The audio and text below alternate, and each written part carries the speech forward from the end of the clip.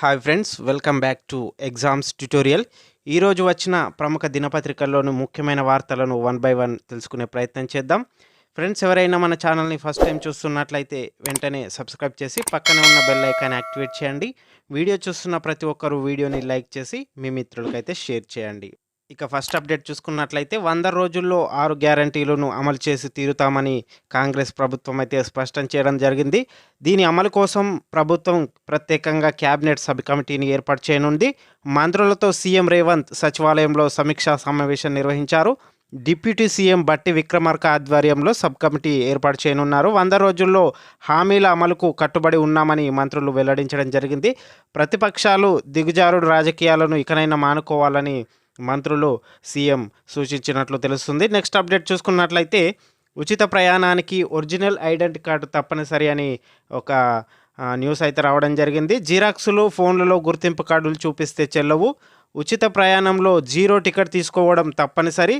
Ticket తీసుకోకుండా ప్రయాణిస్తే నేరంగా పరిగణిస్తాం.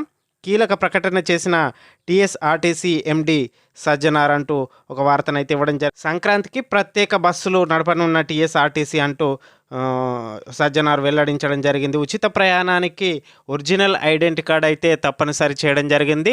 Original card లేకపోతే డబ్బులు చెల్లించి టికెట్ తీసుకోవాలని ఎండి సజ్జనార్ అయితే తెలపడం జరిగింది. నెక్స్ట్ అప్డేట్ చూసుకున్నట్లయితే టీఎస్పీఎస్సీ కేసులో మరిన్ని అరెస్టులు అంటూ మరొక వార్తనైతే చూస్తున్నాం. ఈ కేసులో కొన్ని విషయాలు తెలియాల్సి ఉందని, వాటి కోసం ఈ కేసును క్షుణ్ణంగా పరిశీలిస్తున్నామన్నారు. ఇప్పటివరకు ఈ కేసులో 109 మందిని అరెస్టు చేశామని సిపి రంగనాథ్ తెలిపారు.